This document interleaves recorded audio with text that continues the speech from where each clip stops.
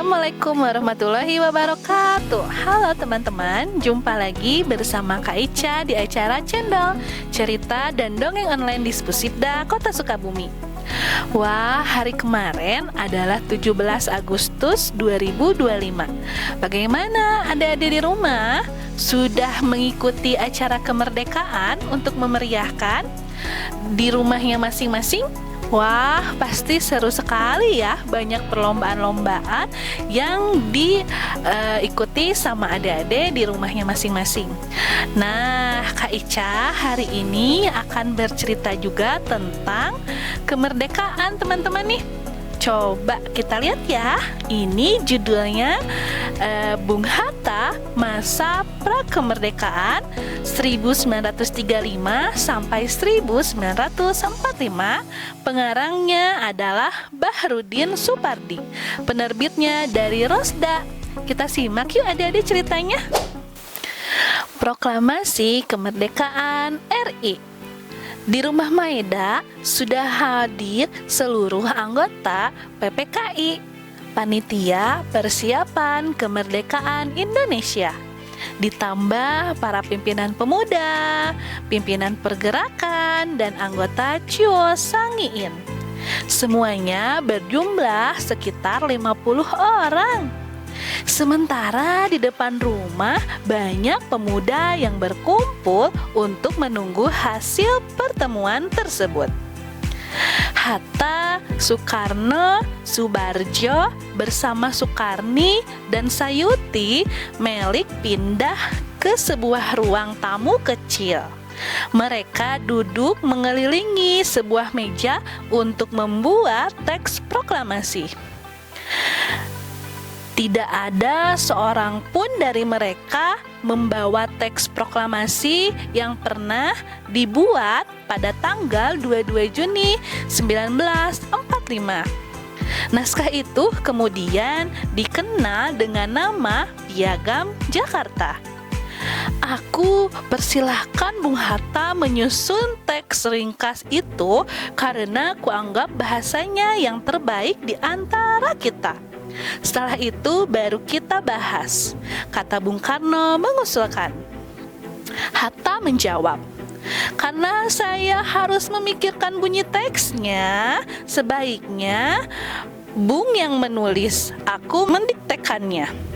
Dimulailah pekerjaan bersejarah itu, menulis teks proklamasi kemerdekaan Indonesia. Setelah melalui perdebatan kecil, akhirnya teks proklamasi selesai dibuat.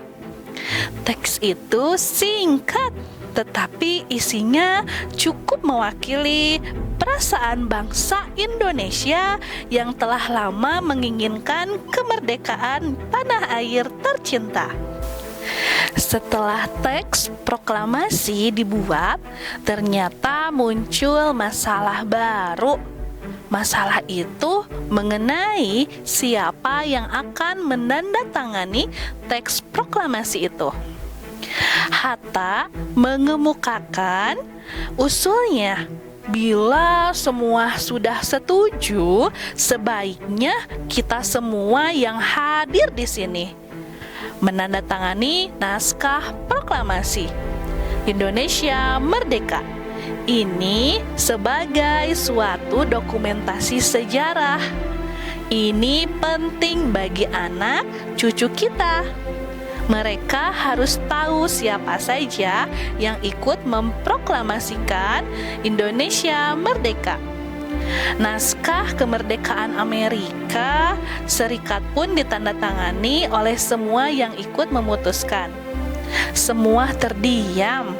Semua orang merasa ragu dengan usul Hatta itu. Setelah suasana ruangan hening beberapa saat, Sukarni berdiri. Bukan, kita semua yang hadir di sini harus menandatangani naskah itu, kata Sukarni dengan suara lantang. Cukup 2 orang saja menandatangani atas nama rakyat Indonesia, yaitu Bung Karno dan Bung Hatta.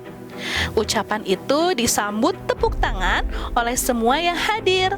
Semua setuju dengan usulan itu. Hatta merasa agak kecewa, tetapi apa mau dikata, suara terbanyak tentulah harus dipatuhi. Soekarno dan Hatta pun menandatangani naskah proklamasi. Sebelum rapat dibubarkan, Soekarno mengingatkan bahwa pada tanggal 17 Agustus 1945, naskah itu akan dibacakan di hadapan rakyat di halaman rumahnya, Jalan Pengangsaan Timur 56. Saat itu bulan puasa, Hatta sempat makan sahur di rumah Maeda. Karena tidak ada nasi, Hatta pun hanya makan roti, telur, dan ikan sardines. Setelah berpamitan dengan Maeda, Hatta pulang dengan dibonceng oleh Soekarno sampai ke rumah. Malam itu Hatta tidak bisa tidur. Ia baru memejamkan mata sesudah sholat subuh. Ia bangun pukul 8:30 pagi. Ini adalah hari yang amat bersejarah. Hari ini proklamasi kemerdekaan Indonesia akan dibacakan. Hatta pun bergegas berangkat ke Pangsaan Timur 56. Tak bisa dikatakan bagaimana perasaan Hatta saat itu. Haru, gembira, dan entah apalagi bercampur menjadi satu dalam dadanya. Hatta tiba di Pegangsaan Timur sekitar 5 menit sebelum acara dimulai. Semua orang sudah berkumpul, tetapi tidak ada seorang pun termasuk Soekarno yang mencemaskan ketidakhadiran Hatta lebih pagi. Mereka semua mengenal Hatta sebagai orang yang selalu tepat waktu. Hari ini pun Hatta tidak terlambat menghadiri acara yang begitu penting bagi hidupnya, juga bagi bangsanya. Pukul 10 tepat Soekarno membacakan teks proklamasi kemerdekaan Indonesia dengan suara lantang dan tegas. Semua yang hadir mendengarkan dengan sungguh-sungguh. Mereka yang tidak dapat hadir di Pegangsaan Timur mendengarkan pembacaan teks proklamasi itu melalui radio. Semua orang merasa terharu.